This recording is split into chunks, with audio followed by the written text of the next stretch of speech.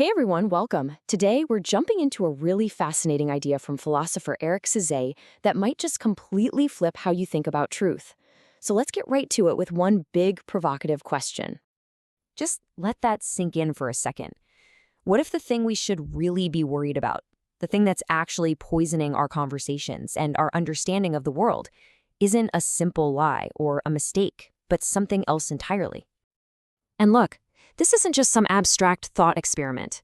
In the world we're living in right now, with deep fakes popping up everywhere and news spreading like wildfire, this question feels more urgent than ever.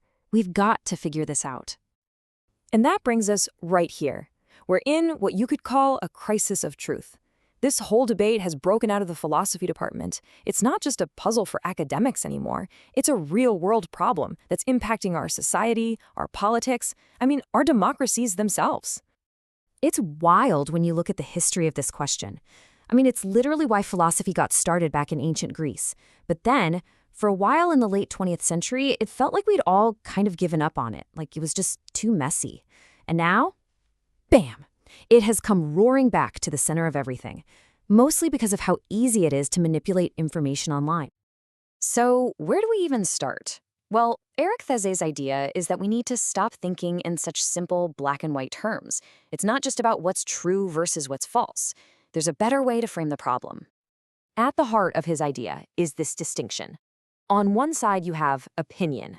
Now, that's what you or I might hold to be true. It could be a perfectly reasonable belief, but it doesn't really do anything for us. On the other side, you have truth, with a capital T. This isn't just about being factually correct. It's an idea, a statement that actively adds value to our lives. It helps us grow as people.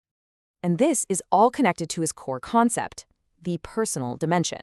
Now, don't get this confused with your personality or your ego. Think of it more as the ongoing project of your life. It's the process of finding and creating value in the world for yourself and others.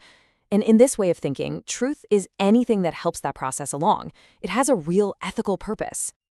Okay, now we are getting to the absolute heart of it. To show us the real enemy of truth, Thézé gives us this incredibly simple but powerful analogy. So for a minute, forget about lies, and just picture an archer standing with a bow and arrow.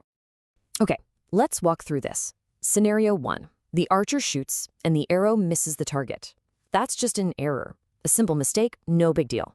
Scenario 2. The arrow hits the target. Maybe not a perfect bullseye, but it's on there. That's getting close to the truth. But then, there's a third option.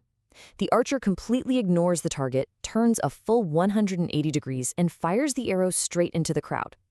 That is a counter-truth. And this is what makes it so brilliant.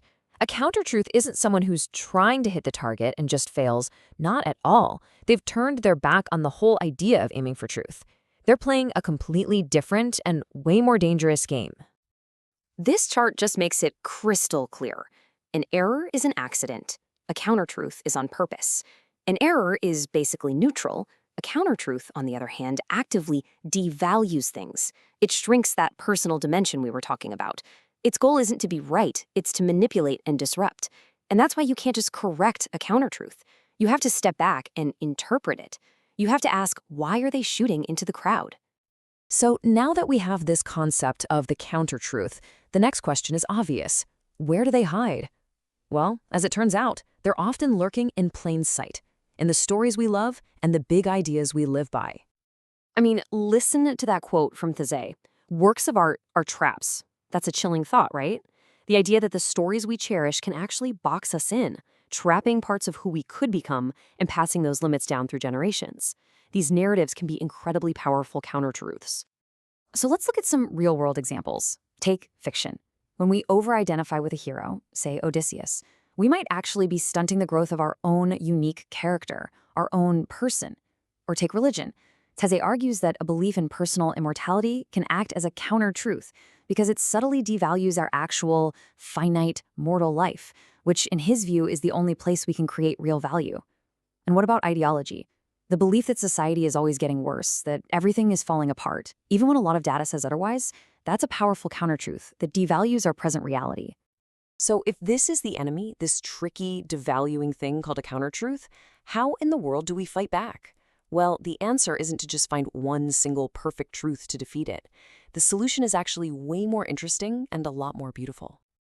And this brings us to the final amazing metaphor, the choir of thoughts.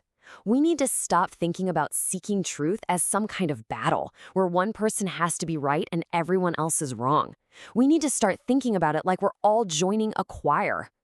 Think about it. The old model is the soloist. The soloist believes there's one single correct melody, and their job is to sing it perfectly, while everyone else is just wrong.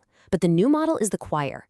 In a choir, truth, that growth of our shared personal dimension, doesn't come from one voice. It emerges from the harmony, from the way all the different voices play off each other.